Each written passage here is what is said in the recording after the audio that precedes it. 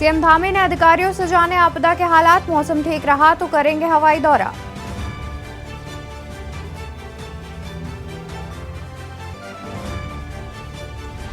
शुक्लापुर पहुंचे सीएम धामी, बोले देश दुनिया के लिए मॉडल होगा हैस्को में बनने वाला nature park.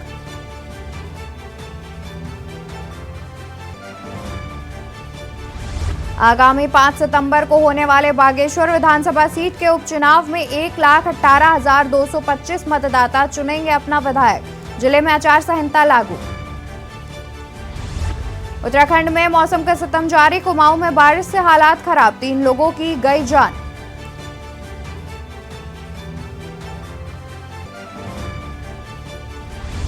Kotdwar Pauri national highway 12 पर जगह जगह हुआ तबाह, शहर का पूरे गढ़वाल से कटा संपर्क, फंसे सैकड़ों वाहन।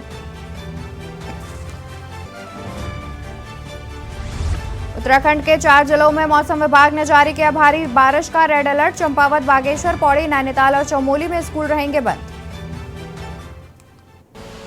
आप देख रहे हैं के न्यूज, खबरों का सारथी।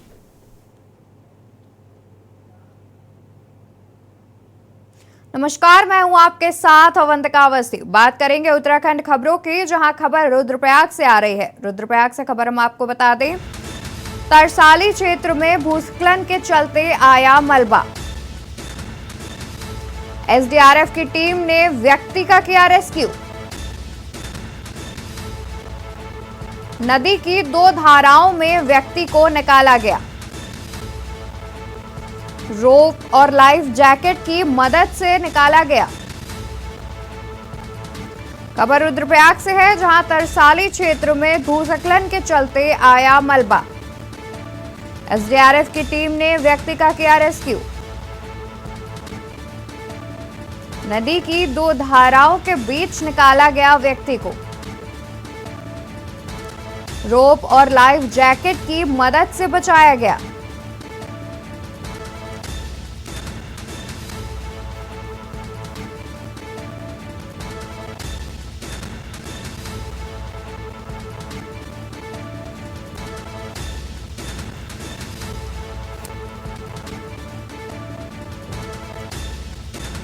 बता दें कि मलबा आने से फंस गया था व्यक्ति, जिसको रोप और लाइफ जैकेट की मदद से बाहर निकाला गया। एसडीआरएफ की टीम ने उसे बाहर निकाला है। खबर हम आपको रुद्रप्रयाग से बता रहे हैं। एसडीआरएफ की टीम ने एक युवक का किया रेस्क्यू।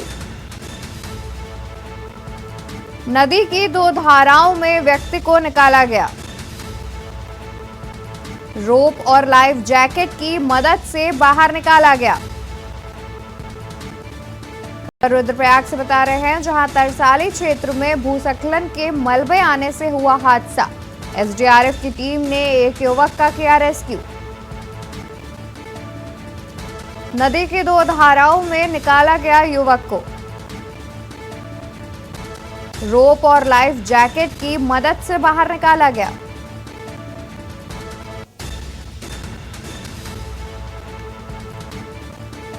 बता दें कि मलबा आने से फंस गया था युवक, जिसको एसडीआरएफ की टीम ने रेस्क्यू कर लिया था।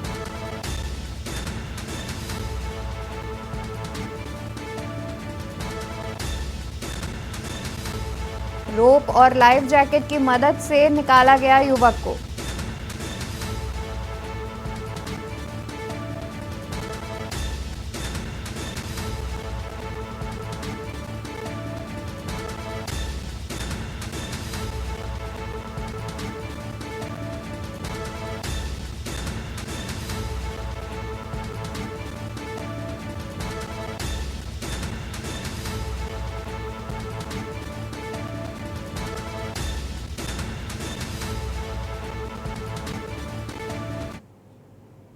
देहरादून से एक खबर सामने आ रही है। खबर हम आपको देहरादून से बता दें, जहां फ्रॉग पॉइंट के पास 2 व्यक्ति खाई में गिरे।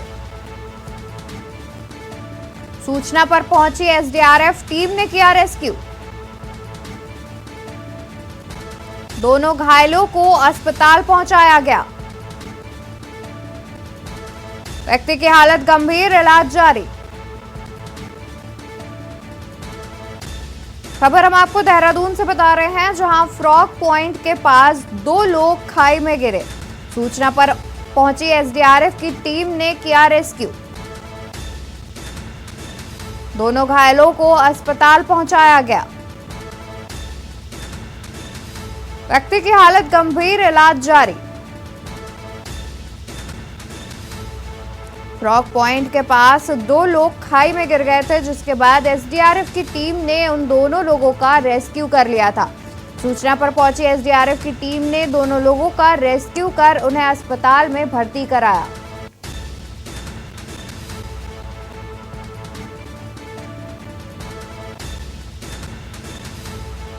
व्यक्ति की हालत गंभीर, अस्पताल में इलाज लगातार जारी है। खबर हम आपको देहरादून से बता रहे हैं, जहां फ्रॉग पॉइंट के पास 2 लोग खाई में गिर गए थे। सूचना पर पहुंची एसडीआरएफ की टीम ने उन दोनों लोगों का रेस्क्यू कर लिया है। रेस्क्यू करने के बाद दोनों घायलों को अस्पताल पहुंचाया गया है, जहां उनका इलाज जारी है।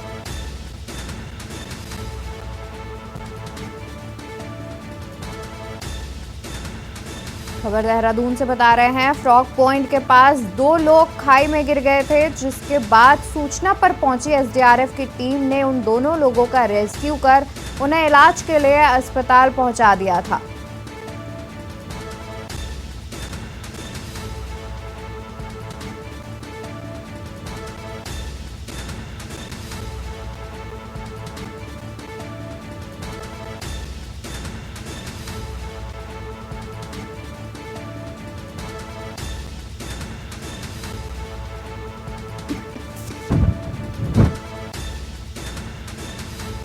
दोनों घायल युवकों को अस्पताल पहुंचाया गया, जहां एक युवक की हालत गंभीर है, इलाज लगातार जारी है। बता दें कि फ्रॉग पॉइंट के पास 2 लोग खाई में गिर गए थे, जिसके बाद एसडीआरएफ की टीम ने उनका रेस्क्यू किया था।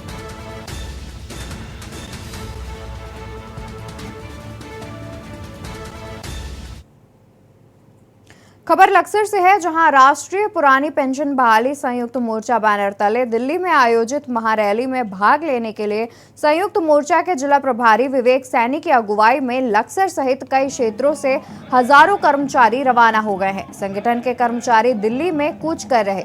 रामलीला मैदान से संसद तक विशाल मार्च निकाला जाएगा और अगर इसके बाद भी उनकी मांग नहीं मानी गई तो सरकार को आगामी लोकसभा चुनाव में इसका खामियाजा भुगतना पड़ेगा। कहा कि कर्मचारी अब आर पार की लड़ाई लड़ेगा, इसके लिए चाहे देश में चक्का जाम करना पड़े। उन्होंने कहा कि अब याचना नहीं, रण होगा, संग्राम महाभीषण होगा।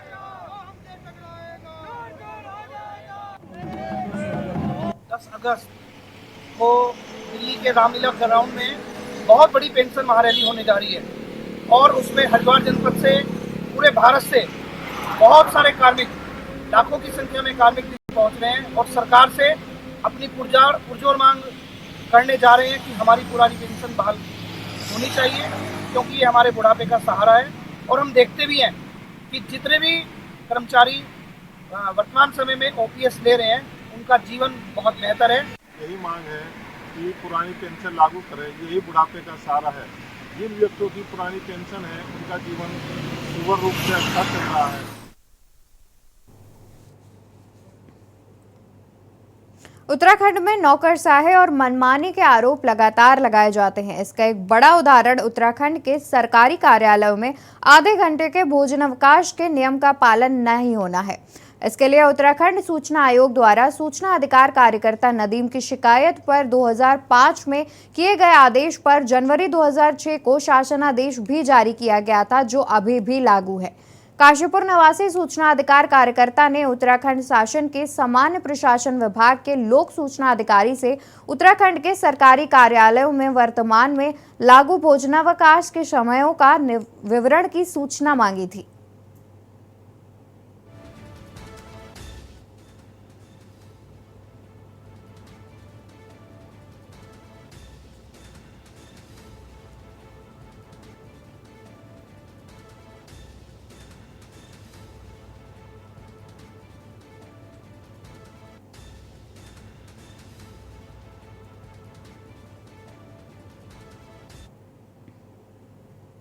खबर ऋषिकेश से है, जहां लगातार हो रहे मूसलाधार बारिश ने कहर बरपा रखा है।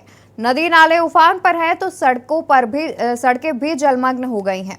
वहीं 84 कुटिया थाना के लक्ष्मण झूला क्षेत्र में तेज बारिश के चलते गिरी दीवार की चपेट में आकर 2 साधु मलबे में दब गए, जिसमें एक साधु की मौत हो गई। दूसरे साधु को एसडीआरएफ ने रेस्क्यू करके राजकीय चिकित्सालय भेज दिया। मृत साधु का शव भी रेस्क्यू करके निकाला गया। बारिश के चलते आम जनजीवन पूरी तरह से प्रभावित होता नजर आ रहा है।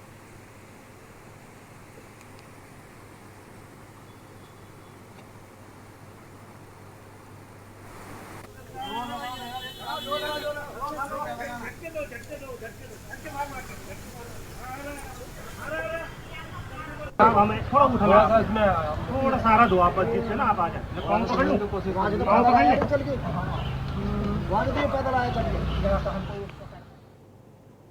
हल्द्वानी में लगातार हो रही बारिश के बाद शहर में पेयजल सप्लाई करने वाला फिल्टर प्लांट बंद हो गया। दरअसल फिल्टर प्लांट में सिल्ट भर गई, लिहाजा पेयजल व्यवस्था भी बाधित हुई है। रोजाना हल्द्वानी शहर में पेयजल के लिए 37 MLD पानी की आवश्यकता होती है, जो कि गौला नदी पर निर्भर है। भारी बारिश के बाद गौला नदी से पानी के साथ फिल्टर प्लांट में सिल्ट भी भर गया है, लिहाजा फिल्टर प्लांट की सफाई के निर्देश दिए गए हैं। वहीं स्थानीय लोग पेयजल किल्लत की वजह से जल संस्थान के ट्यूबवेल समेत कई जगह से पानी लेकर आ रहे हैं। जिलाधिकारी वंदना सिंह का कहना है कि जेसीबी लगाकर फिल्टर प्लांट से सिल्ट सफाई कराई जा रही है। जल्द से जल्द शहर में पेयजल आपूर्ति करने के निर्देश दिए गए हैं। तब तक टैंकर व अन्य माध्यम से पानी की सप्लाई की जा रही है। वहीं अधिशासी अभियंता पेयजल जल संस्थान RS लोशाली ने बताया कि युद्ध स्तर पर सिल्ट हटाने का कार्य किया जा रहा है। शुक्रवार तक पेयजल आपूर्ति की जाएगी। साथ ही उन्होंने कहा कि फिलहाल टैंकरों के माध्यम से पेयजल पूर्ति करने का प्रयास किया जा रहा है। टूटने से पानी तो आप लोग भी इस्तेमाल कर रहे हो, आर्मी से क्या मतलब?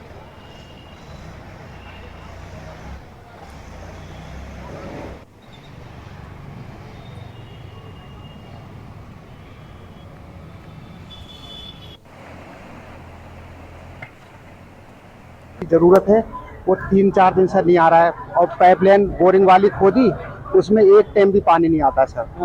बहुत समस्या है पानी की। तो अभी क्या कर रहे हो? अभी हम यहाँ से पानी भर के ले जा रहे हैं साहब। बर्तन धोने को पड़े हैं। दिन भर में कितना ले जाते हैं? अभी सुबह ले गए थोड़ा सा, फिर दोबारा से लेने आ रहे हैं सर। हो पाएगा उससे? उससे कहाँ हो पाएगा, शाम को फिर जरूरत पड़ती है। पानी का खर्चा तो अहम है। साई को जो कलसिया नाले पे अतिवृष्टि हुई थी, उसमें गौला बैराज के जो फीडर कैनाल आती है वो काफ़ी डैमेज हो गई है। उसमें सिल्ट और बोल्डर सब समेत हो गया वहाँ पर। तो इसमें हम कल से ही प्रातः से युद्ध स्तर में काम कर रहे हैं। तो 60% के अराउंड तो कार्य पूर्ण हो चुका है। संभावना है कि आज पूरा ही उसको हम लोग सिल्ट और बोल्डर्स की सफाई करके बैराज से कच्चे जल की आपूर्ति प्लांट में होनी शुरू हो जाएगी। तो कल प्रातः से हम लोग प्लांट से क्षेत्र में जलापूर्ति सुचारू रूप से कराएंगे। बाकी जो रेस्टोरेशन है वो वर्क समय के साथ सभी कराए जाएंगे। पानी की आपूर्ति भी बहाल कराने की व्यवस्था करी जा रही है। अभी क्योंकि प्लांट प्रभावित हुआ है, उसमें नहर में जो कैनाल है, फीडर कैनाल, उसमें भी सिल्ट भर गई है, उसमें पोकलैंड लगाई गई है। सिंचाई विभाग को भी ये निर्देश दिए हैं कि जितनी भी पोकलैंड और जेसीबी मशीनें अवेलेबल हो सकती हैं सब जगह लगाई जाएं। और जो रेस्टोरेशन वर्क है वो पूरे फुल स्विंग में। उत्तराखंड हाई कोर्ट ने चारधाम यात्रा में हो रही पशुओं की मौत और अव्यवस्थाओं के खिलाफ दायर जनहित याचिका पर सुनवाई करते हुए कोर्ट की खंडपीठ ने याचिकाकर्ता और राज्य सरकार को पशुओं के साथ हो रहे अमानवीय व्यवहार को रोकने के लिए आपसी सहमति बनाने को कहा, जिसमें पशुओं भार क्षमता तय करने और रात के समय यात्रा मार्ग पर संचालन न करने, यात्रा मार्गों में घोड़े खच्चरों के पीने के लिए गर्म पानी की व्यवस्था सहित यात्रा से पहले उसके स्वास्थ्य का परीक्षण करने और पशुओं से एक दिन में 1 चक्कर ही लगाने जैसे कई अहम सुझावों पर सहमति बनाई गई। दिल्ली निवासी धर्मगुरु अजय गौतम ने जनहित याचिका दाखिल कर कहा है कि चारधाम यात्रा में अव्यवस्थाएं फैली हैं। यात्रा के दौरान घोड़े खच्चरों पर अमानवीय व्यवहार हो रहा है और उन्हें नशा तक दिया जा रहा है। अभी तक करीब 400 से अधिक घोड़े खच्चरों की मौत हो चुकी है। यात्रा के दौरान पशुओं पर भार क्षमता से अधिक बोझ लादने के साथ एक ही दिन में कई चक्कर लगवाए जाते हैं। पशुओं के लिए यात्रा मार्ग पर ना तो सेट की व्यवस्था है और ना ही कोई वेटनरी डॉक्टर की तैनाती यात्रा मार्गों पर की गई है। याचिकाकर्ता का कहना है कि यात्रा के लिए ठोस गाइडलाइन बनाई जाए ताकि पशुओं के साथ हो रहे अमानवीय व्यवहार पर रोक लग सके। जैसा कि सब जानते हैं कि केदारनाथ की यात्रा चल रही है और इसके साथ चारधाम यात्रा में जहाँ जहाँ पैदल मार्ग है और घोड़े और खच्चर से लोग सवारी करते हैं, पिछले कुछ ऐसे वीडियो ऐसे हृदय विदारक, जैसा कि सब जानते हैं कि केदारनाथ की यात्रा चल रही है और इसके साथ चारधाम यात्रा में जहाँ जहाँ पैदल मार्ग है और घोड़े और खच्चर से लोग सवारी करते हैं, पिछले कुछ ऐसे वीडियो ऐसे हृदय विदारक घटनाएं आई जहां पता चला कि हर तरीके की क्रूरता जो है उन पशुओं के साथ बरती जा रही है। तो माननीय कोर्ट के सामने कहा गया कि जो पशुपतिनाथ हैं, केदारनाथ हैं, अगर उन्हीं की यात्रा के अंदर पशुओं पर इस तरीके की निर्दयता होगी या इस तरीके की क्रूरता होगी तो उस पर कोर्ट को संज्ञान लेना चाहिए। कई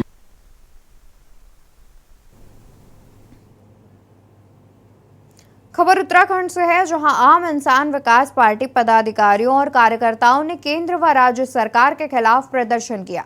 प्रदर्शनकारियों ने कहा कि रोजमर्रा की चीजों में लगातार बढ़ोतरी होने से आम आदमी का जीना मुश्किल हो गया है। सब्जियों से लेकर रसोई गैस तक में कुछ ही सालों में बहुत बढ़ोतरी हुई है। वहीं पार्टी के राष्ट्रीय अध्यक्ष ने कहा कि देश में महंगाई लगातार आसमान छू रही है। लाखों युवा बेरोजगार हैं और कई जगह गरीब खुले आसमान के नीचे रहने को मजबूर हैं। लेकिन इन जनहित के मुद्दों को छोड़कर देश की जनता को हिंदू मुस्लिम में बांटकर राजनीति की जा रही है, जो कि देश हित में नहीं है।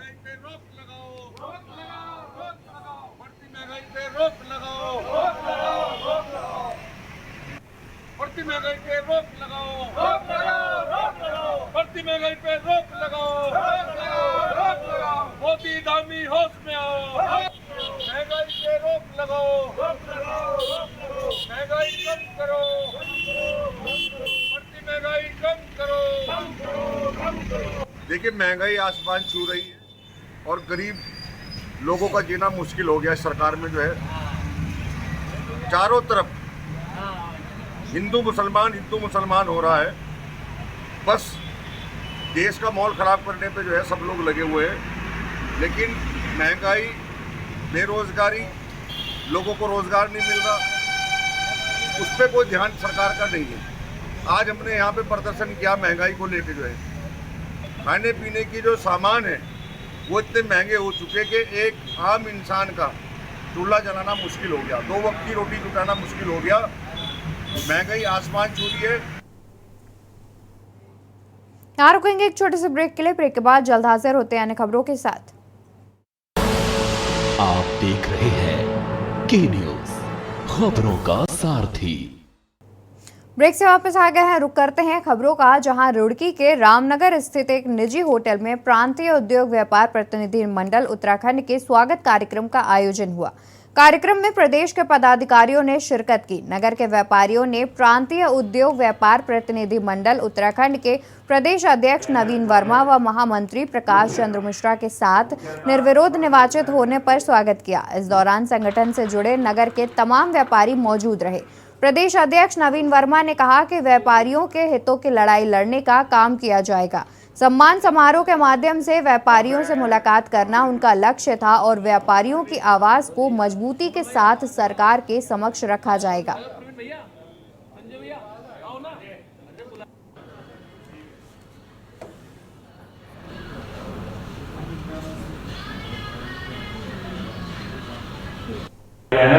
देखिए, स्वागत समारोह हमारे सभी साथियों का स्वागत है। ये किसी व्यक्ति विशेष का नहीं है, ये एक दायित्व होता है।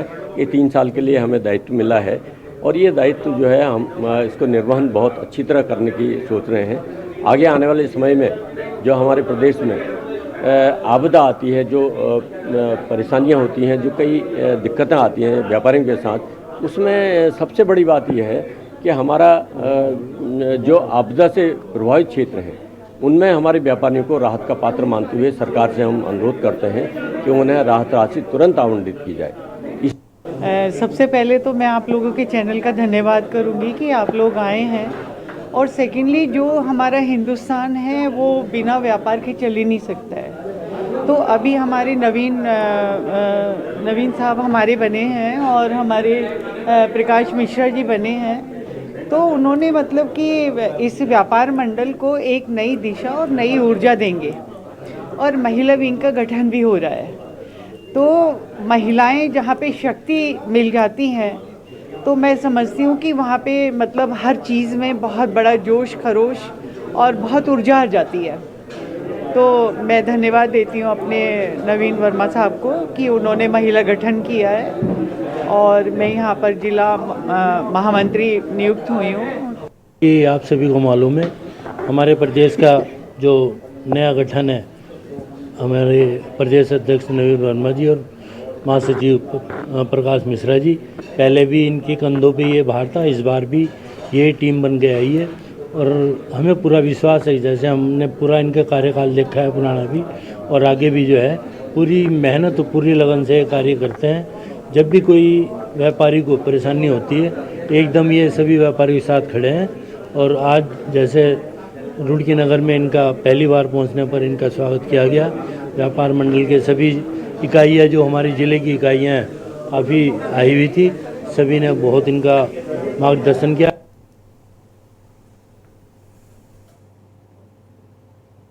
रुड़की नगर निगम में कुछ दिन पूर्व मेयर गौरव गोयल ने अपने पद से इस्तीफा दे दिया था, जिसके बाद मुख्य विकास अधिकारी प्रतीक जैन ने नगर निगम रुड़की प्रशासक के रूप में अपना पदभार संभाला। इस दौरान सीडीओ हरिद्वार प्रतीक जैन ने कहा कि नगर की समस्याओं को लेकर अधिकारियों के साथ बैठक कर समस्याओं का समाधान किया जाएगा। उन्होंने कहा कि वह नगर निगम के पार्षदों के साथ भी बैठक करेंगे और शहर में जो समस्याएं हैं उनके विषय में जानकारी भी ली जाएगी। साथ ही साथ नगर में जल भराव की समस्या को लेकर उन्होंने कहा कि जल भराव की समस्या का भी स्थायी समाधान किया जाएगा और पार्षदों के बीच चल रहे विवाद को भी सुलझाने का प्रयास किया जाएगा। और रुड़की में अर्बन फ्लडिंग का प्रॉब्लम बहुत ज़्यादा है। इस बार बहुत ज़्यादा फ्लडिंग भी हुआ और रुड़की में बहुत ज़्यादा बरसात भी हुई। एक ही दिन में 300 मिलीमीटर से ज़्यादा बारिश हमारे को देखने को मिली। इससे पहले भी मैं सीडीओ तो हुई तो पूरा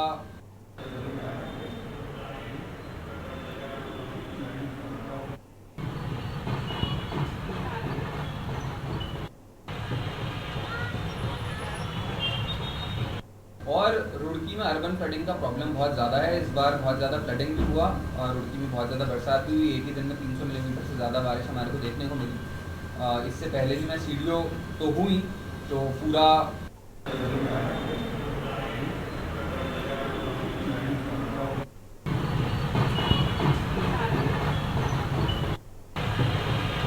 ये आज मैंने यहाँ पे नगर निगम रुड़की में एज प्रशासक एज एन एडमिनिस्ट्रेटर यहाँ पे ज्वाइन किया है।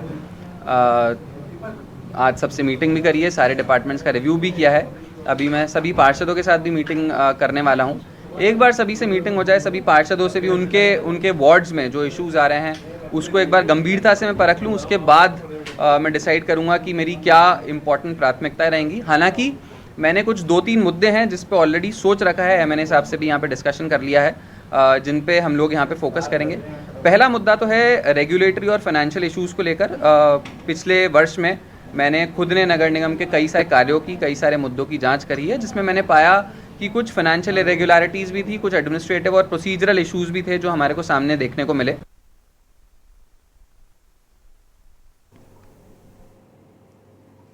देहरादून के लखेबाग क्षेत्र स्थित लक्कड़ मंडी में भीषण आग लग गई। बता दें कि देहरादून के लखेबाग क्षेत्र स्थित लक्कड़ मंडी में भीषण आग लग गई। लकड़ियों में आग लगने से लपटें तेजी से फैली।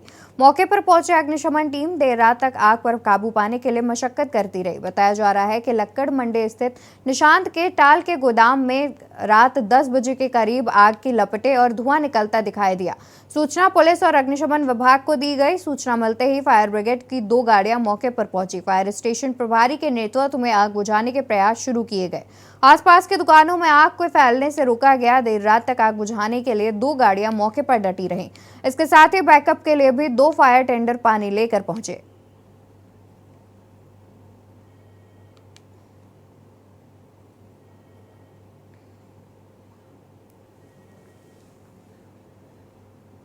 उत्तराखंड खबरों में मेरे साथ फिलहाल इतना ही। आप देखते रहिए के न्यूज़ इंडिया।